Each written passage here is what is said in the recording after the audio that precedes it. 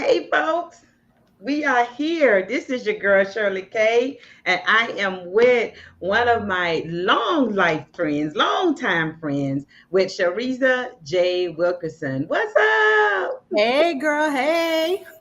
Hey. I'm just going to get on my other phone so I can look at the comments and respond and Okay. make sure you guys have this information in this link. But we hear a lot talking about reimagining success. And I have people on Wednesdays, it's just for the month of June. You're going to get it hmm just for the month of June, talking hmm about reimagining success. These are folks I know that have already done it. These are not folks that they're thinking about doing it, they have already done it. And why am I doing this? Because that's the bulk of the folks that comes to me on a individual basis. You got receipts, man. You successful. People think you should be happy, but your PTO keeps building, but nobody ain't gonna give you a reward for your PTO. Okay. You keep tell it. You know exactly what I'm talking about, Shareza. Yes, girl. You can work countless hours, countless days, and on the outside, people see the success. People see how you're living. People see what you're doing, but they don't know the struggle that you went through to get where you are and the everyday struggle that you have to go through to maintain that level of success. You know? So, Yeah. I mean, we have the receipts and some people, I can honestly say that happiness is definitely a mindset. So, we got the billionaires, then the rich folk that are still unhappy. But it's all about mindset. And I know we're going to get into that, but yeah, they don't know. I always say, if you don't know my story, please don't hate on my glory. Please. That's how my girl be dropping. Like she is a word master. She would drop a word on you. You're like, what did she say? Let me get my pen and paper and get this down. But I know that she know there's a difference in delivering in your zone of excellence and delivering in your zone of genius. Because it's genius that you have inside of you. It's just that what you haven't even imagined before. So you stop at excellence and you can't understand why am I not experiencing a happy life? People think you should be happy, and even you think you should be, but there is something missing. And I call that you have leaned in and literally laid down in your skill level instead of your purpose and calling. Because Yes. purpose and calling is scared. hmm Skill level, all I got to do is keep learning, right? I just have to be a Absolutely. lifelong learner for skill. That's it. Absolutely, absolutely, absolutely. That's why I always talk about living the limitless life. Last year I believe it was around my birthday when I changed SJW Enterprises to SJW Unlimited, and my motto is moving different, living limitless, living the limitless life. And that what that looks like is just being full all over, understanding, and you define your happy, and you also define your success, because success is relative. You Yeah. may not, my what I consider success, you may not consider success, but success overall is having, that peace of mind, that mindset to say the serenity prayer. If I can't do anything about it, then why am I worried about it? I have to have the courage to make changes, but I also have the wisdom to know the difference between things I can control and things that I can't control. I remixed it a little bit, but you know what I'm talking about when I talk about that serenity prayer. Yeah. So and that's how you create that limitless lifestyle. Just doing what you want by your means and understanding your God-given talent, your God-given purpose, and walking in it unapologetically. Walking in it unapologetically. And to walk in it unapologetically, you have to know that it can happen. And so from the responses, I created the happy model because there's one thing to say, I want to be happy. There's one thing to say that I want to live this exceptional life. I want to live in this zone of excellence, Mhm. etc. But Happy should be something I should be able to do because, again, you got receipts. So I began to ponder it and began to look back at my old journals and to look at those things that I use in order to get here. I get asked all the time, how were you able to do life on power when I know you had an aggressive role? It was up to me to reimagine and redesign what my success looked like and what my happy was. And there Right. were five things that yeah, I love acronyms. If you ever Yeah, follow me a little bit, I've been I know it. one of my clients. I'm an acronym you Yeah. because it's easy to remember the acronym when you're thinking about that strategy. And it was hope. I Mm-hmm. began to expect great things. And I do that with everything, not just the big things, Hmm. everything. Because if I expect money to come to me and increasing amounts on a continuous basis, it's the Yes. little money, the middle money, and the big money Yeah. that I'm going to Okay. expect to come to me. I Hmm. have an expectation for that. Right. Being authentic, having peace, Hmm. really, really living within my purpose and what our yes looks like. And let me tell you, man, Shareza can talk about that yes, because some of y'all saying yes because you haven't yet figured out how to say no. Yes. And that's why it girds the other four. That's why it's the last one. Yeah, it's the why and happy too, Hmm. but it makes sense that it will be the foundation because it can mess up everything.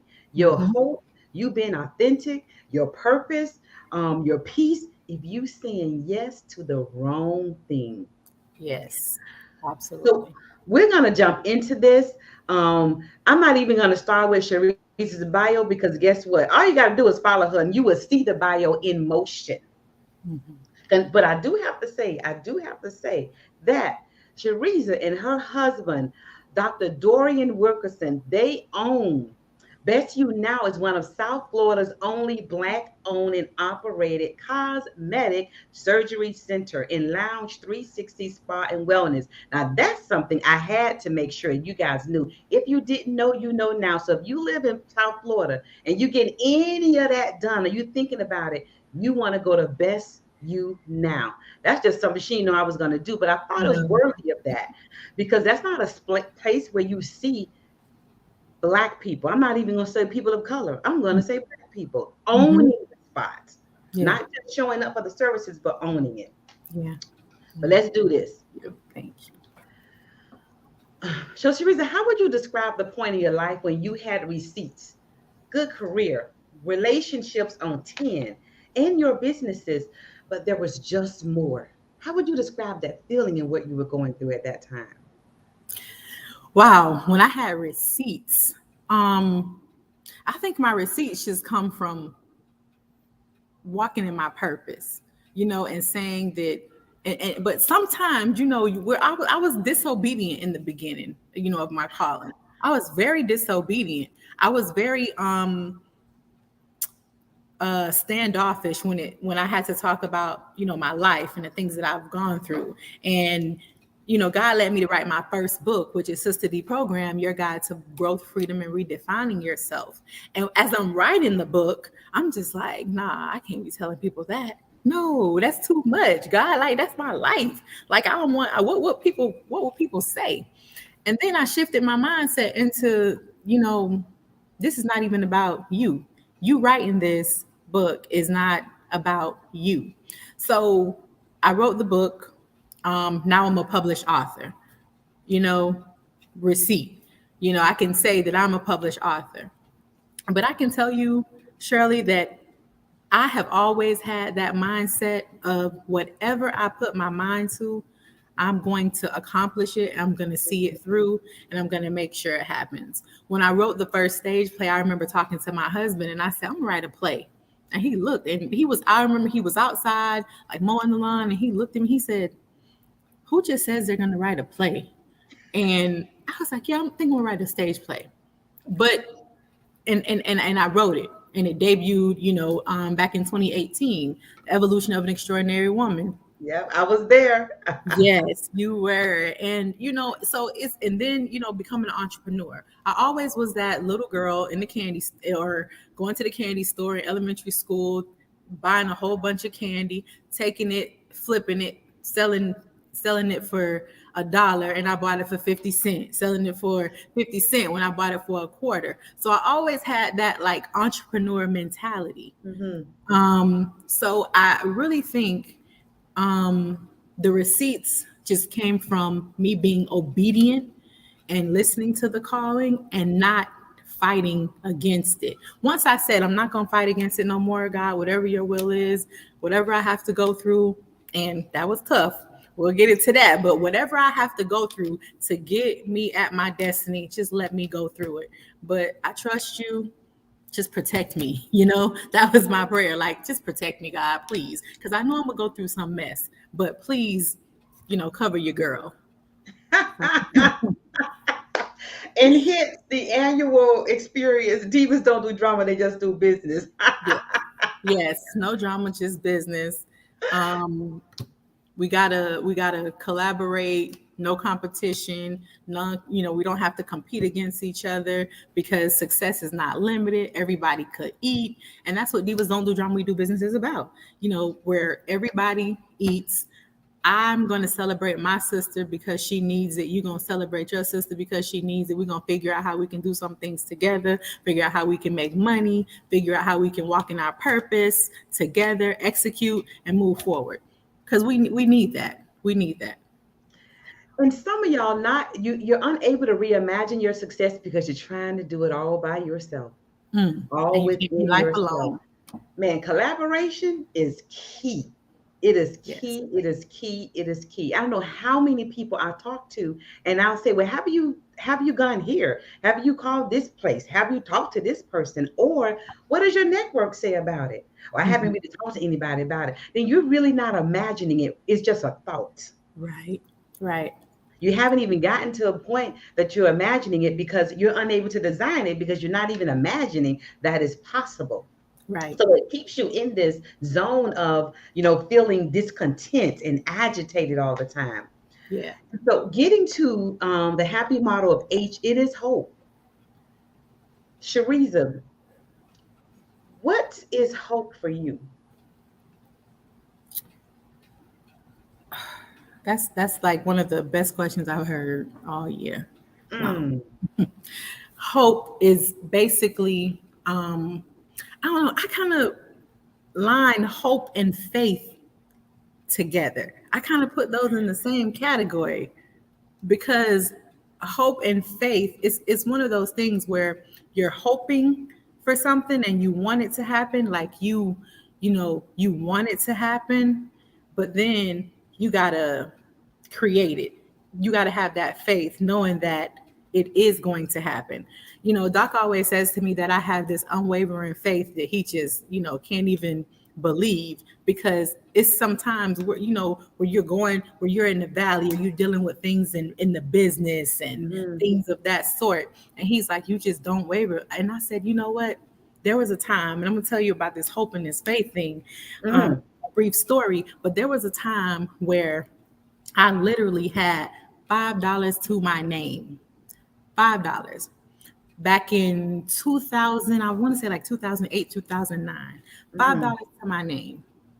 I was in church, maybe a little bit of gas in my car, had the girls, we in church. I put $5 in that offering plate. I didn't know what God was gonna do, but this is all I got, but I'm giving it to you. And I'm putting it in the offering plate. So I was not working. I was laid off. I was working for British Airways. That's when the I guess one of the recessions um, we went through, and just lost my mhm. job. All my savings were depleted, and I put that $5 in that offering plate. That was hoping that something was going to happen, hoping that whatever this is about, God, I'm just going to do it because that's me being obedient. That's all I got. I ain't even give the 10% of the $5. I put that whole $5 in there. No job, gas tank on E, gotta eat, you know? And 2 days later, I had about 3 to 4 job offers, and I had a check in the mail for $8,000. When Obama was giving out I guess it was kind of like a surplus or something for your house, Mm-hmm. and I applied Mm-hmm. for it, and I had applied for that thing months and months and months and months ago, and I'm just like, oh, I'm just not gonna get it. But that check came in the mail for $8,000, and I always say that was hope and that was faith. That was me being faithful, to God and believing that He was going to do something, the unimaginable, unthinkable. And look, I just that's hope. That's Two, hope. 3 days ago. Yeah. Yes, Two, three yes, days later, I mean, two, three yes, days later. So it wasn't immediate. It was mm, 2, 3 days later that you still had to live in the hope and the faith. yes, yes. And sometimes what we have to understand is sometimes it's not on our time. Not sometimes, oftentimes, almost all the time, He's not going to do it when you want Him to do it. He wants to really see, how faithful you are. And I didn't look at it as a test when I was doing it. I did it because I had faith that I was going to get out of this and things were going to happen. And they did. So we have to, be careful. We can't just get that immediate gratification and think that, or we do something. Okay, God, well, what do I get in return? What do I Mm-hmm. get in return? We want it because and we can't. We gotta our mindset. It's one of Mm-hmm. those things where Yep. we gotta make sure that our mind is right because what's your reason for doing it? Do you really believe in me, or are you doing it because you want something from me? There we go. Yeah. So hope definitely right in line with faith. And without hope, that's why the model starts with hope and it ends with yes. Because when it comes to living that exceptionally in that life on genius in a happy mode, because see, things may not be going right, but you're still happy. That's what Shareza just described. Yeah. But what I meet a lot is folks that things are going well and they're not happy. Things Hmm. are not going right and they're not happy. They Hmm. haven't got to a place where they just can just be happy, where they can hope. Yeah. Hope is essential. Reimagine success. The undergirding verse is Jeremiah 29:11. That prosperity belongs to me. Yes. Hope belongs to me. And Hmm. that will never stop. It's a promise. It belongs to me. Hmm. But God wants you to be able to imagine that you have it because He has it, to know that you have it because He has it. Yeah. Man, listen, we just started with hope, the first part of the That's Are You? only hope. That's only hope, y'all. That's only on hope, the H. That's only the H. Yes. So we got to go to authentic. Shareza, how do you remain authentic to your values, regardless of where you are and who you are with? That's critical, regardless of where you are and who you are with. How do you remain authentic to your values? Well, I'm gonna go to this post that I posted the other day, but I basically said, I'm gonna get to it because I thought, when I saw the question, I'm like, okay, that was so timely. But I put too busy eating my own fruit to check if yours is sweeter. So, yes, too busy eating my own fruit to check if yours is sweeter. Remaining authentic is one of those things where I have to be true to myself. That Shakespeare line, "To thine own self be true." Yes. And at the end of the day, when I go to sleep with a clear conscience, I'm good.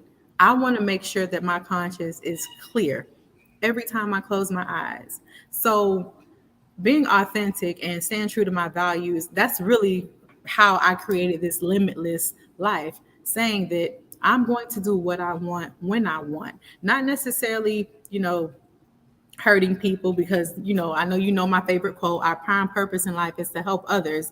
And if you can't help them, at least don't hurt them. Mm-hmm. So I try to stay true to myself and I try to stay true to that and live that every day, despite what people say. I always go back to my grandma. What grandma used to tell me, she said, folk talk about Jesus Christ will make you think they ain't gonna talk about you. And she also said, if you do good, folk gonna talk about you. If you do bad, folks Folk still gonna gonna talk talk about about you. you. So she Hmm. said, just do good and let folk talk. So I really had to realize, who I was first. You know what I mean? I had to really affirm who Shareza J. Wilkerson is, who she was, who she wants to be, what are her goals, what are her aspirations, what are her long term dreams, short term goals. So I had to focus on me and nobody else's. Like I had to focus on me. And if that meant pulling away from some things, pulling away from some people, then I did that. And I always say, to people that I may no longer have maybe a closeness or relationship with, I had to say I had to be true to myself. I That's had it. to walk in my own truth. And there's nothing that you did to me and you didn't change.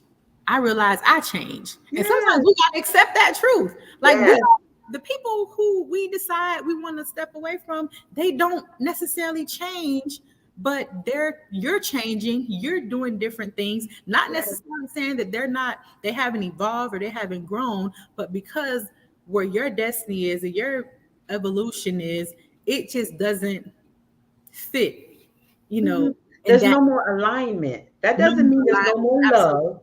Absolutely. There's no more alignment. The Right. love is still there. It's no Hmm. more. The care is still there. Right. There's just no more alignment. But Right. that's what values will have you doing. But Hmm. Sharice, do you know how many of my clients, when I talk about values, Hmm. that they can't tell me what they are initially. And so they've lived this life, but they realize that they haven't undergirded with what's important to them. So Wow. when you say you had to think about you, most people would say that's being selfish. But I have to be selfish enough for me in Hmm. order for me to be able to do exactly what I'm supposed to do in my calling and purpose for you, for Right. those that are Right. called to me. You got If it. I don't, if I'm not true to me, I can't help you. Absolutely. I believe that 100%. And when I wrote Dear Future Husband, 7 Keys to Loving Yourself Before Loving Him, I talk about how I had to go through that rigorous self examination. I had to have table for one. I really lived that where I had to pull away from things because, like you said, this isn't even about, at this point, it has to be about me for it to be about you. That's And it. it had to be about me first before it could ever be about you. So I had to take care of myself. I had to do some internal healing. I had to be true to myself and say, hey, you got some brokenness inside of you that you need to deal with, girl. And I had to look in the mirror and say that to myself and be true to myself and say, okay, so how you gonna get over it? Are you gonna let this take over you the rest of your life and live this way, or are you gonna do something about it? And that's accountability. That's one of the keys in Dear Future Husband, accountability. We got to hold ourselves accountable. We got to look in the mirror and say, yeah, I got some effed up stuff about me. I need to change. I got to change some stuff. And we have to be open and honest, with ourselves first. And only then will we be able to love the next person, love on the next person, pour into the next person, because we have to deal with our own issues internally so we can pour out. And we got to use those experiences and those stories and those struggles that we went through to help the next sister or brother. I say often, I didn't wake up like this. That Okay. just, I didn't. At some point, I just decided that I loved me, Right. and that is the answer to all the decisions. I just put a link in the comments on Facebook, lifeonpower.com, up / power links, because what I would do for my clients, that's why I created the 7 power principles, Hmm. because everyone doesn't realize there are 7 things all the time that's in our way. Either one is in our way or two is in our way all the time. But those things allow you to help you to create your values. Because we're talking about folks that have already gone a pretty far in life and they cannot describe, they don't know what their values are. Because Hmm. I think that we create this like big mantra about, it needs to be deep. No, it doesn't. It doesn't No, have to be deep at not at all. all. But not at all. Your values And are your values. right, right. And in the moving different, I have the 8 elements in moving different. So I talk about being bold, fearless, unapologetic, unmasked. So that's unmasked, taking it all off, letting it all hang out and just being true to Let it yourself, go.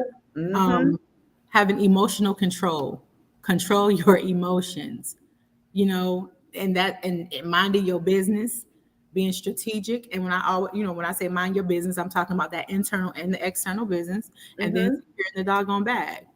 Those are my goals. Those are my values. I want to live fearlessly. I want to live unapologetically. I want to be bold, fearless, unapologetic. I want to be unmasked. I want to tell you who I am, and I want you to accept me for who I am, whether you like it or not. I'm your girl. I can pray with you, but I could cuss you out too. So you got to love me for that. Love me through Mm-hmm. me, Mm-hmm. so just that, just being true to yourself wholeheartedly, not Yep. on the outside, because you talk about people being wealthy and having, great success, but something's missing. And I believe that's what they need to do. They need to focus on them and be honest with themselves and not Absolutely. worry about what anybody else says. If Shareza J. Wilkerson don't want to do it, she's not going to do it. And I know we're going to get to that because that's the why. So Yep. That's I'm gonna why. wait. I'm gonna wait. Absolutely. And knowing your values is a key point, a key part of that. So the next part of the happy model is peace. Hmm. Lisa, how do you do peace? And even when I was doing the research about the happy model and the things around and going in my journal, etc., I remember looking at a few passages in my journal and was like, I was doing peace. It's not that I was in the middle of peace. It was active. I was Yeah. making decisions around peace. Mm-hmm. I was not going places or going to several places around peace. Actually, when I met Shareza, it was when she had a grand opening. I mean, her first book was coming out and she had a book signing. I didn't know her, but Mm-hmm. what I knew was that I needed to do peace. So I was looking for things at that time. I remember I had Mm-hmm. promised myself at least once a month that I was going to immerse myself in things that were peaceful, Mm-hmm. that were joyful, and that I can actually be in the middle of kind people. And so I saw this event and I said, oh, that looks like something good. Deprogramming. That's what Yeah. I'm doing right now. Yeah. And that's how I showed up. So, how do you do peace, Shareza? You know what? I had to learn to realize that my piece was all about how I handled situations. I had to decide, do I want to let this affect me? And a lot of times, Shirley, our peace is taken away by things that are not even our problem. Our peace is taken away because we're making something out of nothing. We're making something our problem. We're making something our issue, and it don't even have nothing to do with us. And it's one of those things is you have to decide, am I going to let this bother me? Am I going to let this affect me? Or how am I going to deal with this situation? And when you have that peace that really does surpass all understanding, regardless of what people say, regardless of what people do, you have that peace of mind. Like I said earlier, going to bed with a clear conscience, knowing that you did the right thing for the right reason. Nobody can disturb your peace. They can't disturb your peace. And you can't let them disturb your peace. And you can't allow unhappy people to be in your space because people will weigh you down. And I had to choose peace over everything. And that's one of my mottos is peace over everything, because I want to live this peaceful life. I want to be okay. I don't want to be involved in drama. I don't want to be involved in things that are not healthy for me or good for me. And Mm-hmm. peace is a mindset. You got to choose how you're going to handle a situation. And this is like, I'm talking about in marriage, in business, in life, dealing with different personalities every day. It's really how you're going to let other people affect you. And I just decided, and I'm still getting there, I'm still Yeah. getting there, because some things, when it comes to our people and being an African American woman, in business and doing things, and you're seeing these things that are happening in the world where Yeah. they're being, where we're being Yeah. killed, we're being Yeah. demoralized, we're being discriminated against just because our skin color is different. I'll Yeah. never understand it. I'll never understand it. right? So sometimes, like, if I could say anything disturbs my peace right now, it's that. Mhm. Because and also when our own people do it to each other, when we're hurting one another and we got so much against us already, but we're pulling each other down. So I'm working on that, because I can't. If I was to tell you that, oh, I'm just peace, oh, I'm kumbaya all over, I'll Mhm. be lying to you. But there are things that disturb my peace that I'm trying to work on and trying to get through, because I just can't understand how so much hate could be involved in the world. The things, what happened with those babies. I mean, all that stuff just disturbs my Yep. peace. Where it gets me so upset that I can't even sleep sometimes. But And we're not supposed to understand that, right, Shareza. right. I mean, and I never will. So it's like Yep. I can't. I just can't. I just can't. But it's a mindset again. It's a mindset. I have to continue and say, okay, God, well, whatever my purpose is, whatever you got going on for me, whatever you want me to take out of this situation that's really bothering me, then help me. Just help me. Basically, that's it. Mhm. Just help me. Two simple words, and Sharita talked about mindset. And when we talk about peace and how do you do peace, that's not that you're going to get to you have the opportunity to live in peace, because that's what our scripture does say. It talks about purpose, perfect peace. But doing peace means that that is what you're choosing. But things are going to knock you off Yeah. of your peace level. If you have to go 1 to 5 today, you will say 5 at the highest. Tomorrow you'll say 3 is the Yeah. highest. The next day 2. Then you go back to 5. That's why you do peace. It is active. So we talked about mindset, and that is exactly what you told me in the research. When I put the research out there, that's one of the biggest things that everyone responded to those 7 questions. They talked about mindset. And the Mhm. reason why reimagining success is just that reimagining is because to reimagine, you got to reinterpret. Yes. That Yes. is how you reimagine something. And Mhm. so what I want you to do is to reimagine success, which is why I'm doing this June series. And you see a link right here on the screen. That is your registration for your free masterclass for the framework to reimagining success. Mhm. We get the purpose. Purpose is probably one of the favorite things to talk about, but some people are afraid of that thing. Mhm. They don't know what it is, how it is. And when folks like me and Shareza talk about it in the way that it literally is a part of our language, Mhm. the reason why it makes other folks afraid is because what is it? And, Yeah. and it's very simple. Purpose is what you're supposed to do. Period. That's what it is. Yeah. It's what you're supposed to do. It is Mhm. not what you love to do, because not all the time in this work I'm loving it, Right. Right. but it is what I'm supposed to do. Sharisa, what are you supposed to do? You know, I'm supposed to help others. And it don't, like you said earlier, it don't have to be deep, but I'm supposed to help others, allow them into my world, let them see, and be okay with whatever comes with it. And be okay with whatever comes with it. But it's really all about helping others to redefine themselves, to hold themselves accountable, to create ownership, and to execute. Execute. Because, my story, I always say, my story is my success. Mhm. Being a teen mom, growing up in the inner city and going from, I would say, rags to riches, riches to rags, and riches to rags to riches, and riches to rags, rags to riches. The story, like literally going back and forth, back and forth. But then just being okay with who I am and saying, okay, God, you just got to tell me what the purpose is, and I'll just follow. And I know my purpose is to help others in whatever they do, bring out the beauty from the outside, from the inside out, right? Yes. And that's really what it is. And showing people that, listen, it's okay to be who you are.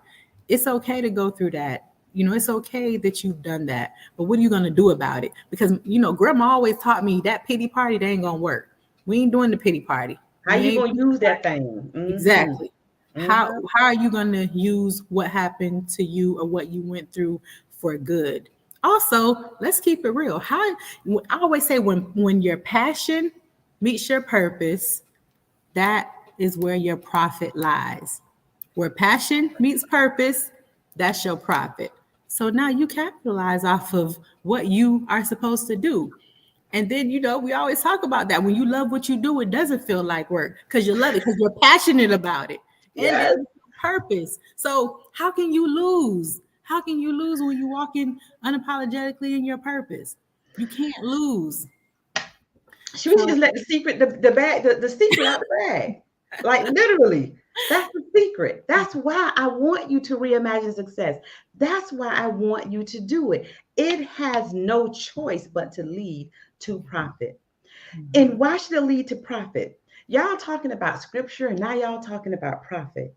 Because I can't help people as much as I want to if I don't have the bag, as many bags that are filled with the finances and the money I need them to be filled with to help the people the way I want to help them. thank you. Thank you. Profit is a good thing. Yeah, it is.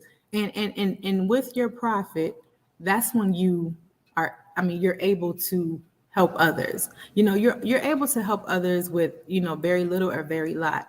I can tell you when I had a little bit of nothing, in my bank account and I was still helping. I found a picture from years ago where I'm in Walmart, and I'm talking about years ago when I Uh-huh. know my situation, when I know what my situation was. My money was real, real funny. And I'm in Walmart getting bikes and stuff for kids for Christmas, for underprivileged kids. And I look back at then and I look at my life now and I'm like, you can never lose focus on what is you're supposed to be doing. So what happens is when my husband and we were just having this conversation, when we get off track and start focusing on the wrong thing, then you're able to see it. But then when you get in alignment with yourself and what your purpose is, when you go back to that Uh-huh. purpose, because you know what it is, when you go back to it and you say, okay, I'm losing focus, like I'm too focused on the money rather than Mm-hmm. purpose. So you got to really shift your mindset and say, okay, what is Mm-hmm. my purpose? And once we went back and started doing our philanthropy work again and started, doing outreach and different things, Yes. of course, the enemy watching and like, All nah, day. this to All happen. day. One more. Oh, they done figured it out. They done figured Mm-hmm. it out. They done refocus, All day. re-energize, and then it just happens, and you just see the blessings pouring in. Absolutely. But and that's what happens once you discover that relying on your skill more than your calling and purpose, there is always you're gonna feel limited instead of limitless. That's what Mm, relying only on your skill is. So it's important that you're able to reinvent and you're able to reimagine by all these things that we're talking about on tonight. yeah. Now, this last one that undergirds his happy model, it's the yes. Let me tell y'all, it's the yes. It's a simple word. It Hmm. is really a simple word. But how do Hmm. you say yes intentionally versus saying yes because you don't know how to say no? We gave you a lot of answers to that already, but there are so many people that are still doing just that. Now, values, hope, peace, purpose, authentic, all of that is a part of it. But Hmm. man, not knowing how to say no because you haven't figured out how to do all that other stuff that takes you to a reinvention of you Hmm. would have you stuck in the middle of all kind of drama and stuff that you should not be a part of And you because knew it's better. not your purpose. You Yeah. said yes to something that has nothing to do with you. Yes, absolutely. Now, you just hit it on the head. And this is where it's so tough when I talk to my mentees and, the clients that I life coach about being limitless. And that's one of the things, I always say if it just because it makes dollars don't mean it makes sense. And And when she I say says it often. sense, if it don't make sense, I'm not doing it. Now, if it makes sense and sometimes it don't make dollars, I'll do it because it makes sense. It's in line with what I'm supposed to be doing. It's in You line got with my to rewind that back now. If it makes sense, but say it not again. dollars, I will do it as long as it's in line with my purpose. You don't Y'all heard always that? have to, but it gotta. But just because it makes dollars, don't mean it makes sense. And if Because it doesn't make sense it's to going me, to circle back. right, right, somehow, some way, Mhm. because that means that's still in line with your values and the things that you're doing and things that you want to do and your purpose. And you have to be okay with saying no. I'm sorry. It's not going to happen. Not today, not right now. I mean, there's so many ways to say no very politely, but the best way to say no is just no. I mean, It's a no, complete sentence. it is. Yes. So, and that's something that I had to learn. And I learned this, I want to say about 5, 6 years ago, where I decided, no, seriously, and sis, I I mean, I know just, I learned. It ain't been long since I've been saying no, but so it's been about 5, 7 years for myself. yeah, So I so get it. it's new, but it feels so good It's because true when I though. was It's saying new, but it's true. it's new, but it's true. I was saying yes just to things, and I'm like, well, why am I even here? What did I? This isn't me. Why am I going here? What am I doing? Why did I say yeah? Seriously. And Yeah. then it got to the point where you know, you don't have to be in the room all the time. That's not, you don't have to be in the room. This is just not where you should be. And I had to be okay with that because, folk talk, but grandma already told me that folk gonna talk whether I'm doing good or bad. So it don't really matter. That's a mindset and that's a part of my peace because I already know folk gonna say what the heck they want to say. And that's just life, right? So it's Yeah. one of them things where I had to learn to say no, say I'm not able to do it. Um, and you got to be okay with that. You can't feel bad when you really know you're not supposed to be there. Because Hmm. I always say, it may make somebody else feel good, but if it's affecting you and your mental, what is the purpose of you even doing it? If you're hurting by it, or if it's not That's so where true. you want to be, if making you cringe and making you say, "Oh, I shouldn't have," So you true. know better. When you know better, you do better. So So true. it's okay to say no. It's okay to be a little selfish, but you gotta redefine yourself and your purpose sometime. And all of this is how we get to that true happiness, that soulful happiness that's called fulfillment. And the very word fulfillment means that you stay filled. There's nothing with fulfillment that's going to deplete you. Fulfillment, I'm full, but as I give, I'm being filled. Yeah. That means I'm not depleted. I used to say, and I say, you hear me often say, and I'm going to continue to say, I used to say, I want to leave here empty. That's no, I don't. No, you don't. I want to leave here on F, Yes. totally full. Yes. Yes. I want my cup to run over so that when it run over, I can get that other cup and I can pour into that next cup. And I want their cup to run Yes, over. So we that's could how you just create real legacy. You don't create domino legacy on effect. depletion. Right. Absolutely. It's a domino effect. It's a domino effect.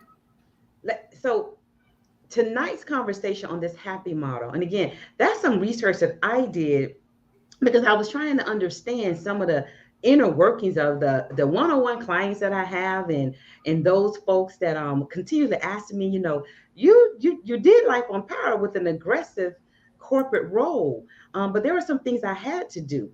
But this free masterclass is on the screen, and it's in your comments. If you want to be a rule breaker, everything Shareza talked about was breaking all the rules of what people thought Mhm. she should be following, and at some point she might have thought she should be following. Be a purpose dealer, be an authentic communicator, be a no sayer. Sign up for the Reimagine Success Masterclass. It's happening Wednesday, June 29th. It's here on the screen and it's in the comments.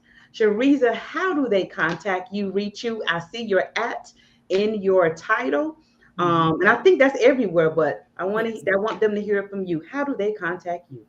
Yes, so it is Shareza J. Wilkerson on all platforms. Instagram, Facebook is SJW Entertainment Group presents Shareza J. Wilkerson. Twitter, Shareza J. Wilkerson. My email or the website is SharezaJWilkerson.org. So you can check out my website. YouTube is Shareza J. Wilkerson, so all platforms. Shareza J. Wilkerson. Now, can you see why she was the perfect person for this conversation? But when you're living that life that you redesigned, that life, that happy life and fulfillment life, this is what your friends look like. Your friends may not look like my friends, but your friends will look exactly like the life that you are creating for yourself and your legacy. Shareza, thank you so much for joining me tonight. No And problem. what's your last words for the audience? Listen, continue to live life limitless, be bold, fearless, unapologetic, unmask, maintain your emotional control, be strategic, mind your business, and of course, secure the doggone bag. Secure the bag. Pour into others as they pour into you. Thank you, everyone, for listening. You can come back on this replay if you didn't have your journals with you because there were some fires, bombs dropped in this conversation. Have a good night, everyone. Good night, everyone.